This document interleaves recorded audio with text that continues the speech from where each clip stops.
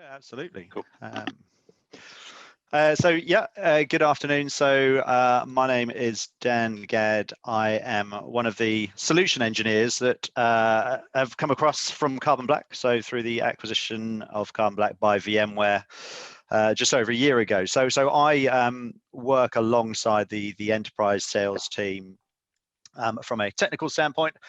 And today, as you've probably seen through the agenda, what I'm really looking to do is give you, I've run through a few slides, I promise it's not many, just to give you a view on what we do at Carbon Black, what capabilities we have.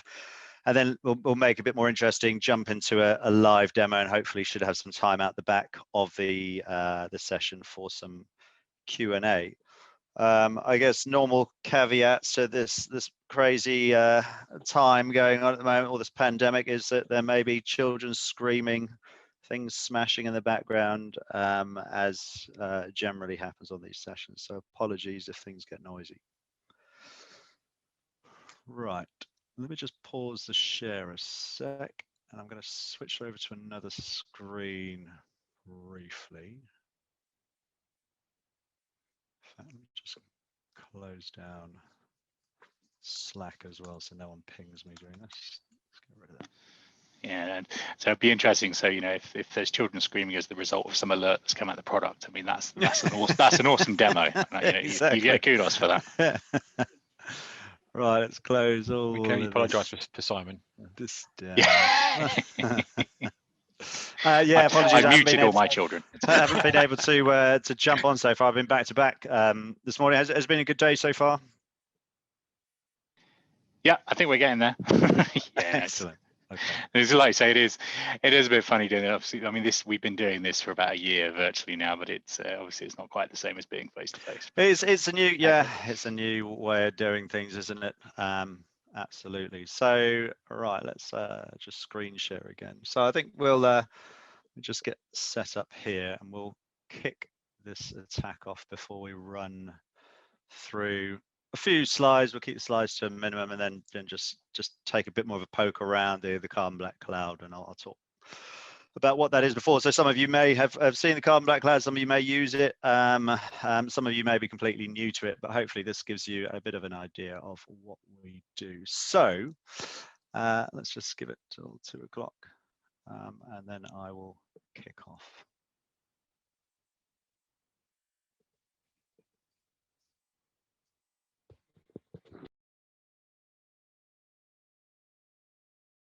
Okay, it's 2 o'clock on the nose. So let's get started. So what I wanted to do, make it a bit more interesting today, is I mentioned we're going to talk about the Carbon Black Cloud platform, the various capabilities it offers. But first things first, let's fire off an attack through the Carbon Black Cloud on a workstation that's protected by that security solution, and we'll see how that attack plays out and the kind of visibility we get in Carbon Black Cloud and all the various remediation tools and IR tools we have at our disposal. So that being said, I have a Kali box here that's sat listening in for a shell from this particular Windows 10 endpoint. So I've got this macro enabled Excel file. Again, you can see that Kali's there waiting, expecting to hear something back. Now, when I open this file, this attack is going to do a couple of things. So we should, in a second, start to see, once that opens, we'll start to see that document talking back to that Kali machine.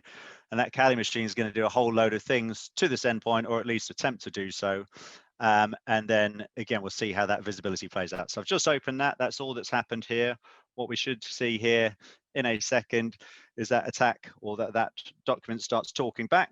That is going to do a couple of real key things, and this is really to demonstrate some of the protection that we have in Carbon Black Cloud. Is from a next-gen AV standpoint, is looking at protecting against both file-based and fileless attacks. Okay, so we'll talk about how it does that. What we've just seen there, we're just using PowerShell to try and encrypt stuff in the background. We've picked that up. I'll zoom in as we get into the console a bit closer. I'm conscious that this screen is fairly large and it might look a bit small at the moment. But I've run that attack. That attack's all happened. We've had the file-based attack. We've had the fileless attack. Let's drop into some slides very quickly. Right, Right, let me do a new share, and if ever I'm talking about something where I'm not on this screen that I appear to be talking about, please give me a heads up, and I'll make sure I switch over. So VMware Carbon Black, who are we? What do we do? Let's just quickly cover off some of the core capabilities that we have. So it's all around securing endpoint workloads, and more recently around securing Kubernetes and applying recommended configurations to your containers. So three real core pieces of the Carbon Black Security Cloud is that the Carbon Black Cloud is a single platform. Okay, so for Europe, for example, it's all provisioned out of AWS, but it's provisioned out of Frankfurt for Europe. So it's a single platform which has a single agent, and that agent can be used to provide a whole range of security capabilities. And from our perspective, it's really just turning those capabilities on the back end. And then you've got that single console where all the various security functions can be managed through, and you've got all the visibility through there, and all the incident response capabilities within that single console. So I mentioned earlier, so in terms of endpoints, you were talking about our traditional endpoints that we cover, whether they're Windows, Linux, Mac endpoints, but also workloads as well. I'll talk a bit about that shortly too. So being able to protect your virtual workloads and being able to get some view as to vulnerabilities that exist in those. But really key around identifying risk is doing things like baselining endpoints. So when we deploy a sensor out to endpoints, understanding whether they are free of bad things at that point, but also continuously understanding the posture of those endpoints. So being able to ask questions of your endpoint estate, whether it's from auditing, compliance, threat hunting, vulnerability assessment, and being able to assess the current state and configuration of those endpoints with a view to then using that information to go about hardening those endpoints. And we'll take a look at that in the demo as well. Around prevention, now that's really part of what I've just done in that attack that we've just launched, is really around creating policies to harden your endpoints. Key is, with the malware piece is protecting against file-based attacks. Obviously, pretty much all providers will do that, but that's arguably the real easy stuff, right? So that's protecting against things we know that are bad. So whether it's by hash or otherwise, we can go, yeah, we know that's bad, or this is a particular variant of that. Let's go about blocking that. Now, where we really excel at is the non-malware attacks. So we talk about LOL attacks, right? So live off the land attacks, where they're script-based, file-based, using trusted enterprise applications and processes to do bad things in an environment. So obviously you can't go about blacklisting those enterprise applications, but being able to understand when they do bad and then interfering or interjecting at the right time, whether you're denying a particular operation or outright blocking and terminating processes, is really key. And we'll see how that attack played out again in the console and the various points where we've interjected, and through the tools, the tactics and procedures that we've seen, we've jumped in and stopped things at the relevant time. The last piece around detect and respond. So Carbon Black's history was in application whitelisting, but also importantly enterprise EDR, right? So we have a lot of IR organizations and partners globally that have taken Carbon Black solutions into organizations when they have been breached, to try and understand what's happened in that environment, what's still there in that environment. And that really, the information we're capturing there really enables us to zoom in and be very specific and detect stuff, but also zoom out and understand how a full campaign has played out within an environment. And then there are associated remediation and prevention tools built in there. So in terms of what we do at the moment, I mentioned Carbon Black Cloud. That is our cloud-based platform. Along the top row is stuff that we are doing already, right? So we're going to take a look at the next-gen antivirus piece. That also includes things like device control. So being able to understand what storage devices should be used in an organization, allowing those devices and blocking things outside of that remit. EDR I've mentioned as well. So getting that full picture of what's being seen in an environment and across your endpoints. Also, audit and remediation. So this is coming back to that asking questions of your endpoints and getting those answers back for a whole variety of use cases. We'll see that in the demo that we run. We do things like workload vulnerability management. So that's really for your virtual machines and on vSphere, and being able to understand the full lifecycle management of security on those. So which of those workloads are protected, which aren't. Those that are protected by Carbon Black, what vulnerabilities exist on those. And really key around that is also doing risk-based prioritization of those. So understanding in the real world, this particular CVE is critical because it's being exploited in the wild at the moment. You know, there's exploit kits available for Metasploit and so on and so forth, and a whole lot of other clever stuff that goes on in the back end. And then I talked briefly about containers and Kubernetes governance and control. So all of that sits on that Carbon Black cloud with that single sensor. And so we do have a lot of coverage, as you can see down here, across Windows, Mac, Linux, you know, all your public cloud environments as well, private cloud environments, containers, and vSphere.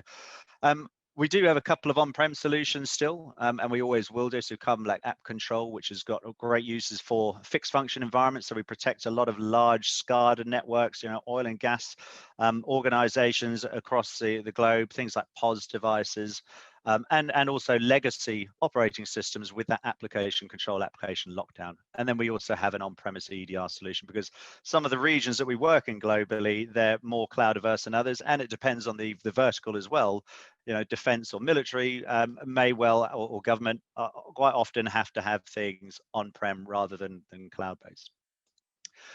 So just before I jump into the demo, obviously VMware acquired Carbon Black, and the view to that is really, you know, the way we've seen security play out for many, many years is that it's always been siloed, and it's quite often been a bolted on afterthought that, hey, we've got all this infrastructure in place. Now, actually, we need to start deploying security to that, and understanding whether you've actually deployed security to everything and the posture of your estate can be pretty difficult. And it's all very threat centric.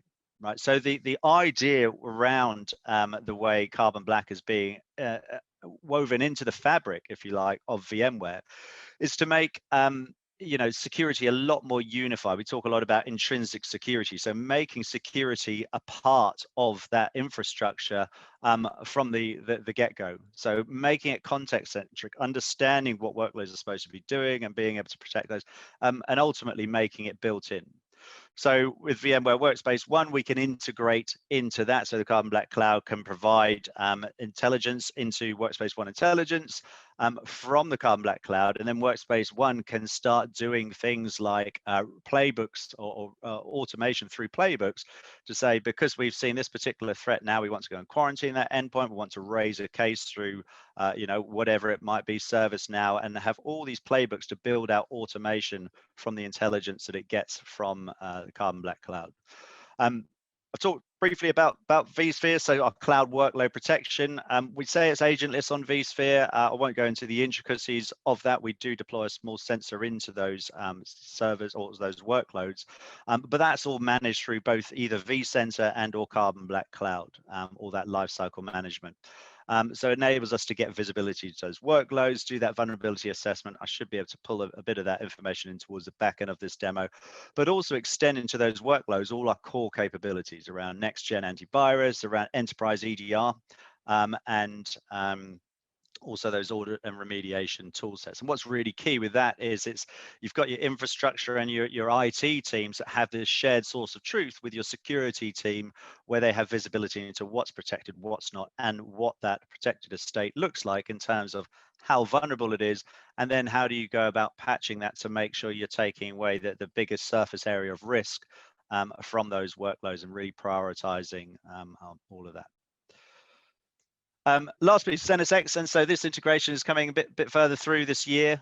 So that's going to be about sharing the network and endpoint context between NSX and Carbon Black. So we'll be able to trigger actions in NSX and vice versa, depending on that shared network context that we're getting, and provide containment or create containment of those endpoints from, you know, either of those solutions, depending on that shared intelligence.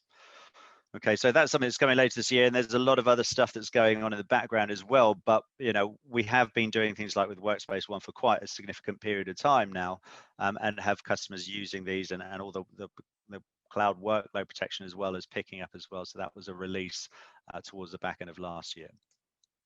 So that all being said, let me just pause share and share back into, yeah. Hopefully I'm sharing the right screen. Let's resume share. Okay, so you should now be able to see my console here. I'm just going to zoom in a little bit. Give me a sec.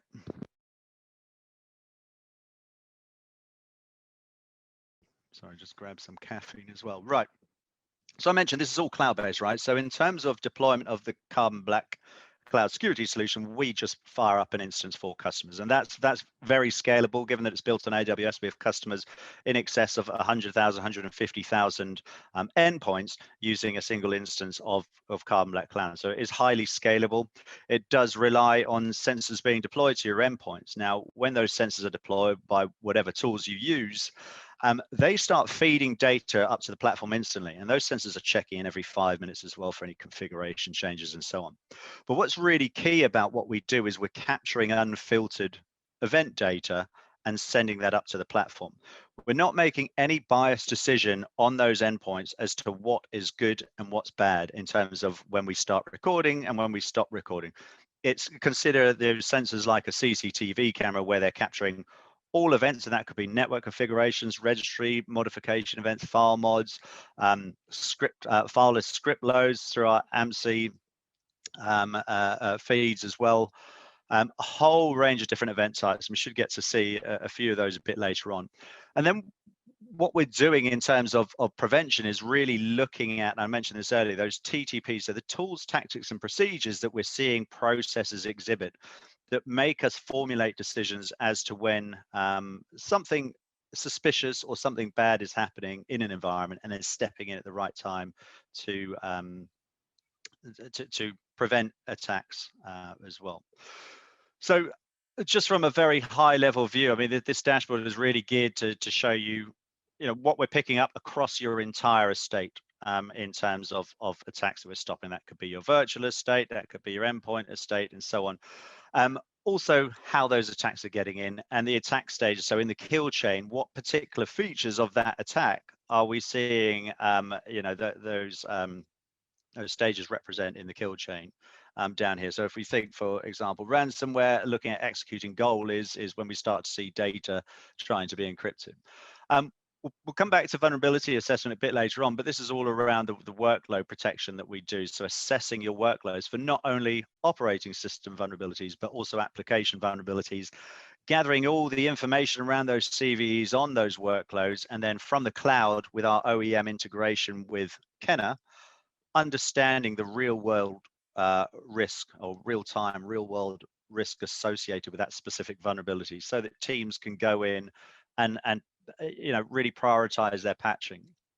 So let's drop into them, by way of example, that attack that we ran earlier. If we drop into alerts here, this is really where you come to do your alert triage, right? So particular events that are alerted, we can send out notifications. We have a full event forwarder on the back end of this, and a lot of integrations into things like SIEM and SOAR platforms that already exist out of the box.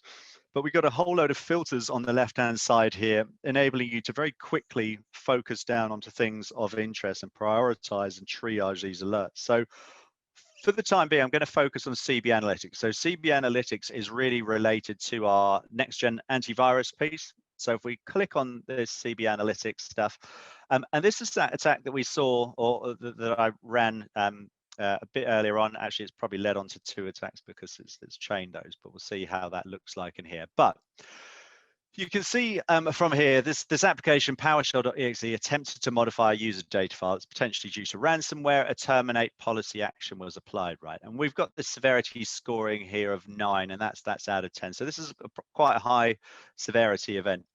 Now, off the back of this, I mean, we can filter out, to specific devices of interest. It could be a particular reputation, particular policies, particular tags. But straight off the bat here from this particular alert that's been raised, and again, we can create notifications out of this for security teams, but we get a whole load of information around what's happened in this attack. Okay, so high level alert details, pretty much what we've seen here. This is considered non-malware. So this part of the attack was the fileless attack, whereby we've used PowerShell to try and start doing a whole lot of stuff on that endpoint and encrypting files on that endpoint. So we've got the process information here, so PowerShell.exe. Funnily enough, it's a trusted whitelisted application, right? Why wouldn't it be? We've got all the signed details here. It's signed by Microsoft. We've got all the CA product publisher details here as well. That's trusted whitelisted application in the enterprise. You wouldn't go about blocking PowerShell unless you wanted to cause yourself a whole range of problems. But then what's really key is the techniques that we've observed this particular instance of PowerShell exhibiting. So there's a whole range of techniques that we've got here, and all of these solid filled ones are related to the carbon black TTP. So we have in excess of 100 TTPs that we're looking for in terms of those techniques that we see things used to do malicious things. You can see one of these, for example, is data to encryption.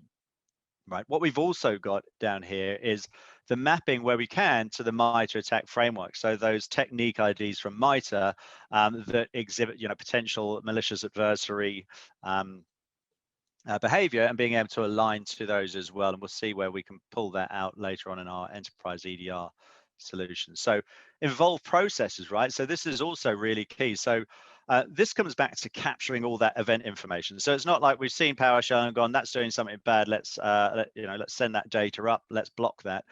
We also understand everything else that has run as part of that process. So we can see batch files being run, or we can see the XLSM file being run and the various attributes or techniques that we've seen there.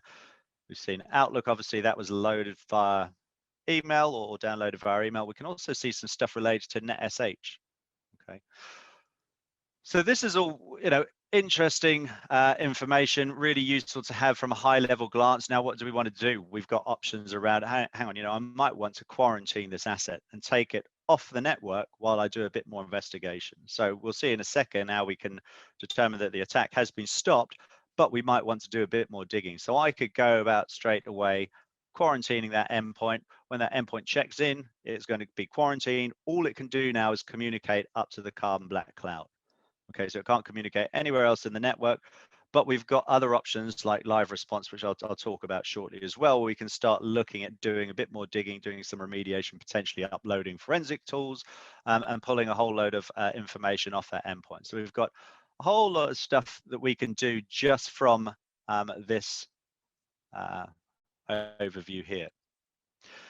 Where it gets more interesting then is when we drop into the alert triage. So this, if this is, it's not too busy, that's fine. So this gives us a real contextual view of everything that's happened throughout this attack. And that doesn't have to mean that it's necessarily something bad that's happened. It could be any event that happens out of these processes that are running. So if we go across to here, okay, so this particular bit here where we can see this exclamation mark, this is a denied operation. So this is that known file that we're talking about when we talk about file-based attacks. So we'll do reputational checks both locally on the endpoint and also up in the Carbon Black cloud to ascertain what we know about hashes that we see introduced to endpoints. And we know that this is malware, so we've basically denied the operation of that being run on that endpoint. We've detected that. We can also go about queuing that up for deletion. But if we then start to work back through this attack, we can see that KRGBT file was dropped by PowerShell. Right, so let's start walking back through this attack a little bit to see what's happened. So really quick to understand root cause as we work back through this triage tree, and we can see that in fact it was an XLSM file that's called PowerShell. Now, arguably, a macro-enabled file calling PowerShell is fairly common behavior potentially, right? A macro using a command line interpreter, but it may well be for a lot of your users, you absolutely don't want them using macro-enabled documents, irrespective of what they like and how they like to mess around with their, accepted security configurations in Outlook. But moving back from that, we can see that's come in via Outlook as well. So it's pretty clear that's coming via email. So understanding that root cause enables, security teams to very quickly say, hang on, for our users, they shouldn't even be getting these macro-enabled documents coming in. Let's create some rules around our email security, whether it's perimeter or cloud-based solutions, to prevent that from happening. But if we start to walk back through this attack, what you'll notice as well, we see all these network connections. So inbound and outbound network connections for every process, right, where we see those connections happen. This 230.150, that's that actually, is that Kali endpoint? No, this is the Kali endpoint here. So this making a communication to that Kali machine. But when I click on PowerShell here, what you'll also notice is that this, if we expand that out, is all obfuscated PowerShell. So that makes us suspicious in its own right, that someone potentially, or something's potentially trying to hide what it's doing in the background to do something malicious, trying to bypass some form of policy. But again, it's PowerShell. It's a trusted whitelisted application. You're not going to go about blocking PowerShell. Another call from that PowerShell to PowerShell here. And again, we can see more of this obfuscated content. We can see a connection out to this machine. Now, this is local on the network, right? So this could be indicative of a CNC host, but it gives you that information. We also show network connection information back inbound to process. So whether inbound or outbound, all the information around those.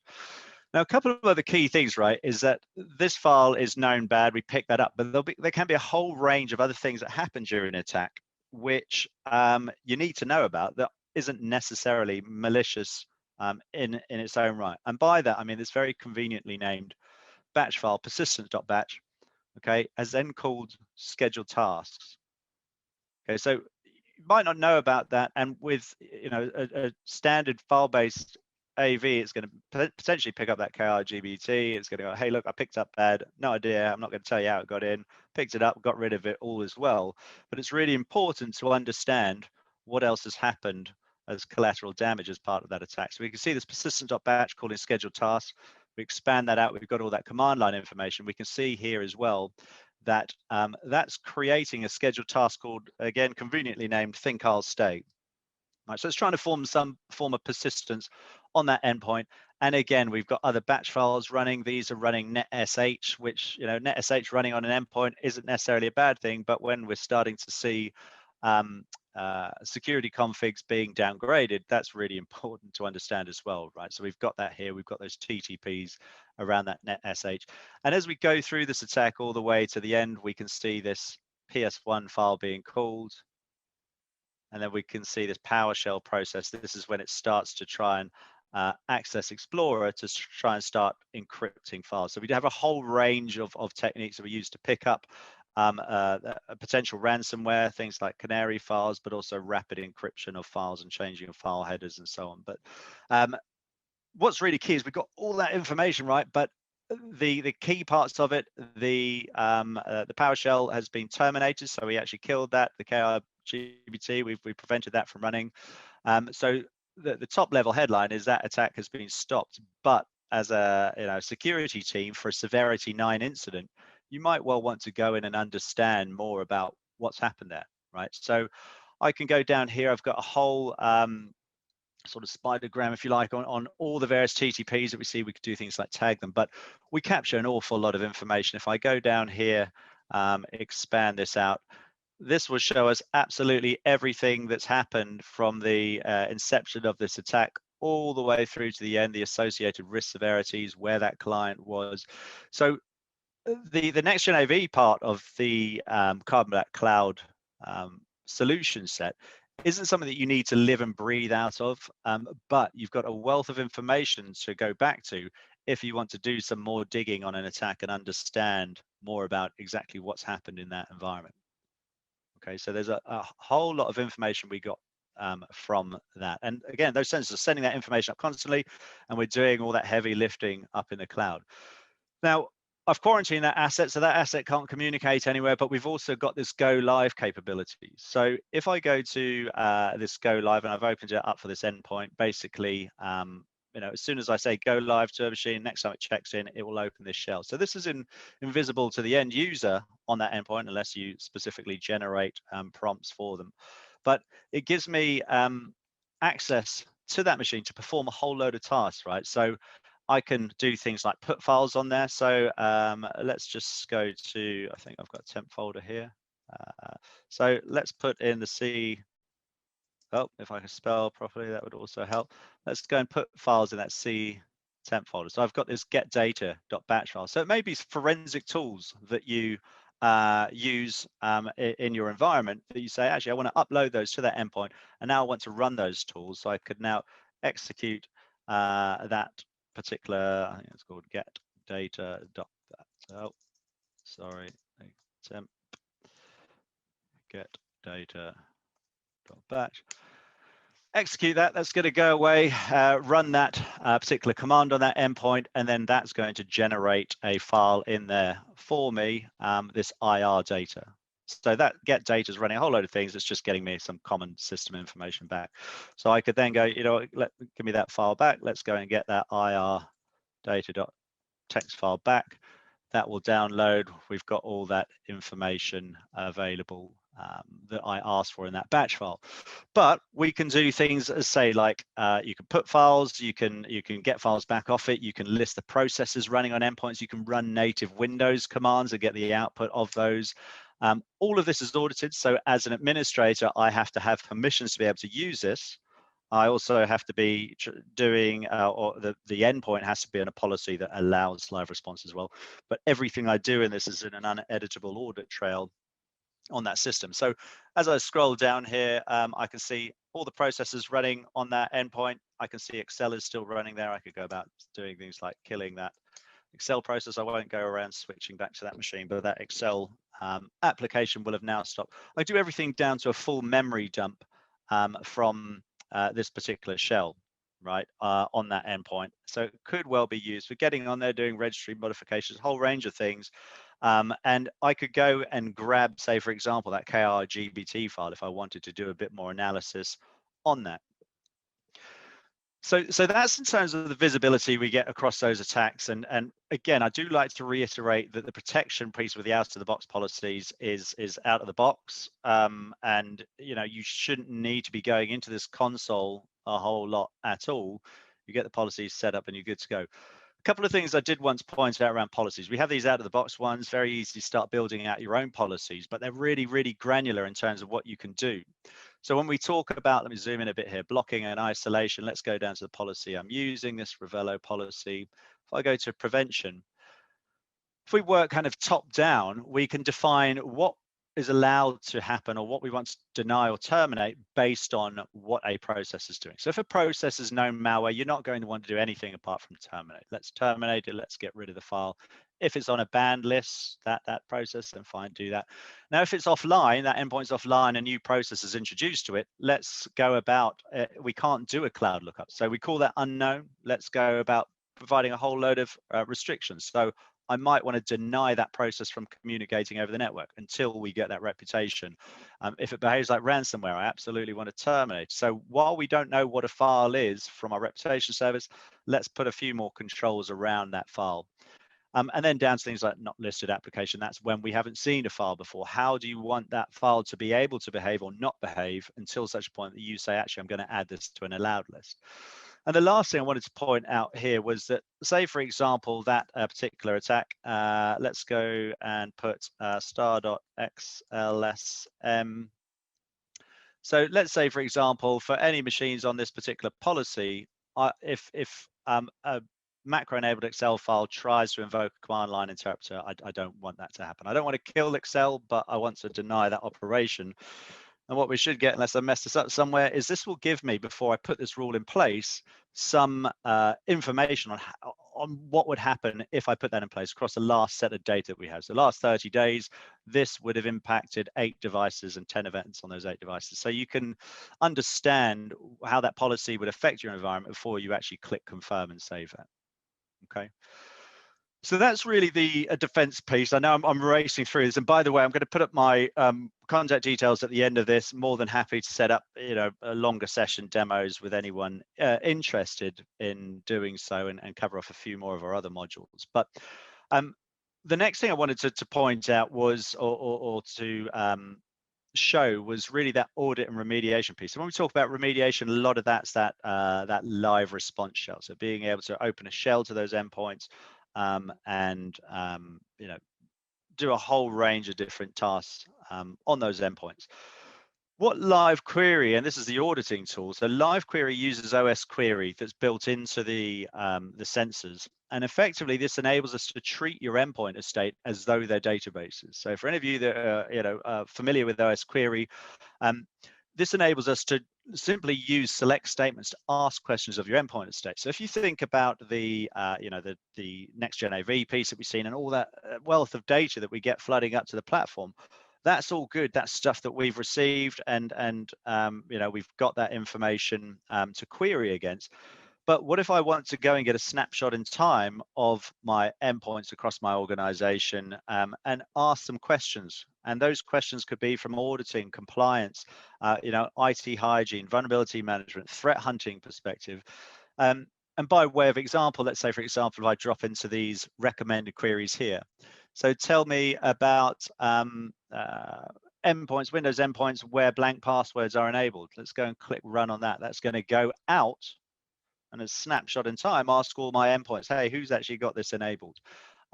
Things down here, hardening against Eternal Blue, for example. Give me information back about that. So these are all recommended queries that we have when we think about threat hunting. I think it's got stuff in here. Tell me about cron jobs that are running in the environment. List running processes for vulnerability management. I might want to ask about patches or applications. It might be specific patches. So these are all recommended queries that we have. Now, we have a query exchange where both Carbon Black and our extensive community of around 20,000 security professionals, they submit what they're doing with queries as well. So it's basically sharing what organizations are doing to hunt for things that may be of interest. If I drop across very quickly to tables here, you've got this OS query scheme. So this is the scheme we're using here. So there's about 260 odd tables. Now, again, all of these tables, we're just treating them like SQL tables where we can use select statements to ask questions of those. So as a very quick example, let's go to, let's click on programs here. So I could query the programs table. It might be I'm looking for a specific name or a particular version of something. You can build quite advanced select queries. We do some checking to make sure you're not all of a sudden going to use loads of resources with OS query. But there's a whole load of use cases around this, and I could just go and create my own query, whatever it might be, select star from programs. Okay, and that's going to give me all those data points back from that table. Now, when I create these queries, I can schedule them. So I might want to do them daily, weekly, monthly. Say for example, there's a specific patch, or I use BitLocker, like my device is encrypted in my organization. Every month, tell me which endpoints don't have BitLocker enabled or that aren't encrypted. Okay, so we can set up a frequency of that. We can email query a summary of those results. So this is a really good way of, rather than receiving the information acting on it, this is going out and asking that information from your endpoint estate. If I just drop into very quickly then query results, if you remember, we let's see, okay, we got that here. If you remember in that attack that we saw that scheduled task executable being called. So what I've done here, I've created a query to basically go and ask for a whole load of data points from the scheduled tasks OS query table, where the name of that scheduled task from that table is called ThinCars State. Okay, so I can then drill into this. I can see the results of this. So I've got 2 endpoints that have responded back. Now we do keep retrying for 7 days if any endpoints are offline. I don't have a great deal on this platform, but well, let's say, I'm interested in ones that match. Again, we've got all these filters around it, and we've got all the various data points called back that we requested. Okay, so I know that this particular endpoint has that same scheduled task. So it could be anything that you're looking for. So this is coming back to that whole threat hunting piece and looking for those various artifacts to see potentially where that's been seen in the organization. Okay, and then similarly with things, do I have any other, so installed Windows patches, this is going to return, you know, for a particular endpoint, give me all the patches that are installed on that endpoint. I could then be quite specific and say, I'm looking for this particular patch from the table of hotfix ID and filter it down to whatever I might be interested in. Okay, so that's really the auditing tool. I'm conscious of time, so I'm just going to very quickly drop into the enterprise EDR piece and explain that if I can do in 5 minutes or less, and then have a little bit of time for questions. Again, happy to set up another session. You think about all the wealth of data that we're getting up from those sensors. Now, when we talk about enterprise EDR, we're essentially then a tool. So the enterprise EDR portion of this platform is a tool that needs to be driven by, you know, SOC teams, people that are dedicated threat hunters. You know, that's what they do, or organizations that use an MSSP to do that kind of threat hunting in their environment. What it enables us to do then is all that data that's coming up into the platform, we then have what we call watch lists, which are essentially groups of indicators of compromise. So let's take, for example, the MITRE ATT&CK framework. We have around 100 different reports within here. 1 to 50 of 100. Let's go into, okay. So we've got about, well, we do have 100 different reports, which essentially comprise of IOCs related to those technique IDs that map to that MITRE ATT&CK framework. Okay, so as we see information come up into the platform from those endpoints, that unfiltered data, we regularly run that data across all these indicators of compromise. So a lot of these are out of the box. You can also, as an organization, create your own custom indicators of compromise so that when we see something that matches that indicator of compromise, you get notified to the fact that that's happened. So very quickly, by way of example, if I filter this to a high severity report. So this relates to MITRE ATT&CK framework, system owner, user discovery. So the running of that queue user process. Okay, so if I drill into here, this is another attack that I've run on another endpoint through a weaponized PDF that's essentially gone around and used WannaCry to encrypt the machine. So that machine isn't using the antivirus module, it's just using a monitored only policy to let that whole attack play out. But we get a load of visibility into everything that's gone on in this attack. So for this event guide PDF, for example, all the file modifications it's made, all the network communications it's made in the environment. We have a unified binary store. I can go, actually, well, let's take a look at this this PDF file. I've got a whole load of visibility into this. I've got, actually, this is running an Apache Bench command line utility. It's not really a PDF file as such. It has been weaponized. I can see where I've seen that across my environment, what endpoints I can download that. I can add that file to a ban list to make sure that that process doesn't launch again. But everywhere where I've got these exclamation marks means that I've had a hit on one or more watch lists that I've set up to monitor in my environment. Okay, so execution of queue user. User discovery. If I go, I can see a PDF has opened Notepad, which is pretty weird in its own right. Notepad, I can see, has made a whole range of file modifications, created stuff in the recycle bin, it's opened it. It's deleted the event guide PDF file, so it's just trying to hide its tracks, right? So a lot of visibility, all the process access control around that. But I can expand this out. Every one of these shows me Notepad or Calculator as a parent process, so defense evasion. Okay, that's in Carbon Black. Endpoint suspicious indicators, watch list, so on and so forth. So this gives me loads of information, all the command line information again that we see, everything that we've seen happening by each of these parts of this process as we go through, and we can see things like registry modifications, we can see access control lists being changed, so on and so forth. So this is the tool that, again, needs to be driven. It relies on having threat hunters or a managed service provider that does this for an organization. The next Gen AV stuff is really, you know, I won't say set and forget. It's set, let it do its thing, but you also probably want to set notifications for high severity events so that you can go in and understand a bit more about what's happened. I don't think we have time really to drop into the workload vulnerability assessment piece, but I'll open it up for questions if anybody has some now, with a view to as well. If I just let me do a new share of my slide deck,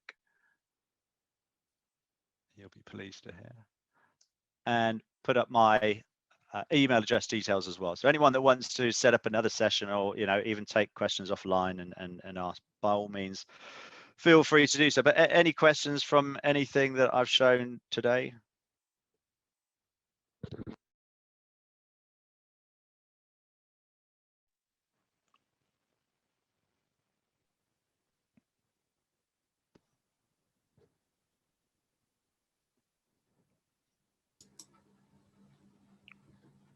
Looks like people are just overwhelmed with information. Yeah, sorry about that. There's quite a lot to fit in. Also, Yeah, it's conscious it's after lunch as well. So lot of stuff there, but very, very interesting. Yeah, I'd say that was a really good demo. We were just having a little bit of a side discussion in the background. Actually, that's really interesting stuff. I guess just one question from me, right? So I don't really do desktop-y stuff anymore, right? But presumably, if you're deploying your client-side agent to a Windows box, well, this displaces Defender off that endpoint, or does it sort of consume the info from Defender? No, so yeah, it displaces. So it's a full-blown AV solution in its own right. So it will replace any AV. I mean, we do have some organizations that might well still have, say, for example, specific traditional, if you like to call it that way, file-based AV that they might have still a license for next year, and want to use us to bolt on to do the file list detection. We can work alongside other sensors, but really, I mean, it makes sense to rip and replace for the most part. Okay. Just in terms of the differential between a sensor and an agent, I mean, where do you draw the distinction? It depends what company. I'm sure you've been asked that question before, right? I'm used to calling them agents everywhere I've been, and then I joined Carbon Black, and everything's called a sensor. So okay. I think they've used that terminology more so because they've come from that IR response background, where it's something that's capturing loads of information and sending it up. So that's probably where it's come from. But yeah, there's no real differentiation from. Okay, and you feed to some other kind of downstream SIEM type tool? 100%. So we have up on our partner integration part of our website, there's I think over 100 different pre-existing integrations. A lot of those have been developed by partners. Say, for example, with SIEM, Splunk, for example, they have their own apps that they've developed for the Carbon Black Cloud. So yeah, absolutely. We've got an event forwarder which can integrate with pretty much anything and everything, full referenced APIs as well, that you can create new integrations. Lots of them out of the box. And we can also do things like send all that event data to an S3 bucket, which is a great way of storing data cheaply, and then using connectors to come into that and pull potential items of interest down into a SIEM. So there's a lot of different options, a lot of stuff that's already pre-built as well, especially for SIEMs. Okay. And presumably, being a cloud solution, those attack patterns and things are essentially things that you provide as a service as part of the product. Yeah, absolutely. Cool, that was really good. I'm just curious. I mean, we just looked at the sort of upcoming list of VMware events, and we did notice there's a Carbon Black event a bit later this year. I mean, is that something you're involved in that you know much about? I haven't had any visibility from marketing yet. What's planned? Which is that? The Connect, Carbon Black Connect? Something like that. I'm just looking. It may be that. Somewhere yeah, it was definitely Carbon Black Connect. Okay, yeah, that's Carbon Black Connect in June. Yeah. So that's a really good event to get registered for. A lot of stuff is announced there. A lot of great speakers. So yeah, I thoroughly recommend that event. It was a lot better when it was in person, as were most things. But we'll get there eventually. Probably not this June, I imagine, but next one maybe. But yeah, it should be. I think it's a virtual event. But yeah, it's well worth attending if you can. Cool. Okay, thanks very much. Has anybody got any other questions? And we've got a short break now until top of the hour. So if anyone's got any questions, Dan, if you're able to hang around, that's I'll hang on to the hour. Yeah, absolutely. And then I've got a meeting to jump into. But yeah, absolutely. I'll stick around. Again, my email address is up there if anyone wants to send me an email as well. So feel free.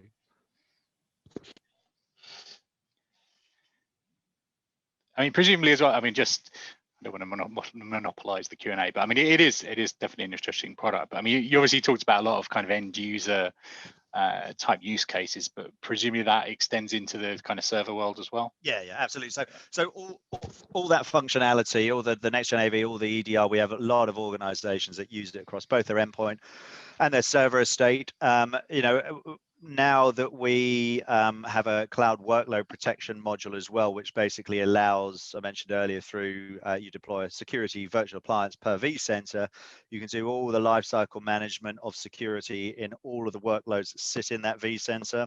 And you've got that risk-based vulnerability assessment, but in addition to that, you've still got all the next-gen AV, the enterprise EDR, the audit and remediation tool sets for all your virtual workloads as well. So absolutely, you know, we have organizations that use it across both endpoint and server estate. Okay, and do you reach much into kind of container type workloads? We do now. So literally, and it was a soft release as of the back end of December.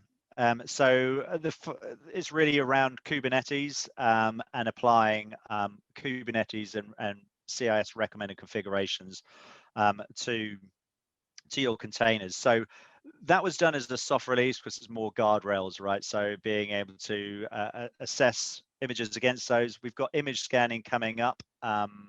I think it's in March this year. So making sure those standards are applied to new and existing images and getting the risk assessment out of those as well. And then the last piece, the runtime security is scheduled for, I think, probably a bit later this year. So we can do things like monitor for container escapes and the security and posture of those running containers. Okay. So I mean, it happens to be a topic of interest because I know I've been involved in a bunch of discussions around this recently. But for looking at things like lateral movement protection with containerized workloads, I mean, is that something you guys are into? Yeah. So I think at the moment, a lot of the stuff we're doing again is around applying those industry standards. So understanding the configuration of those containers and being able to both alert and block to misconfigurations.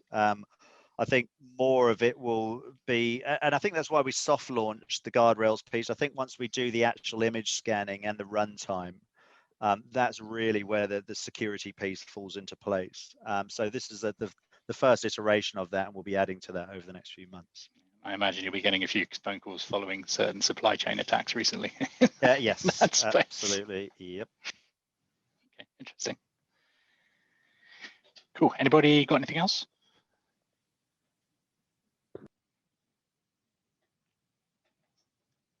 Okay, all right. Well, Dan, thanks very much. That was really good session, mate. So thanks for that. Pleasure. Enjoy the rest of the afternoon. And if anyone wants to email me and get a more in-depth session, then by all means feel free to. Cool.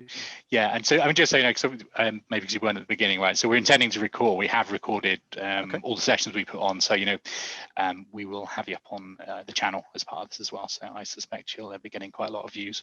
Awesome. Good stuff. All right. Cool. Thanks, Dan. Appreciate it. Thanks very much. Bye for now.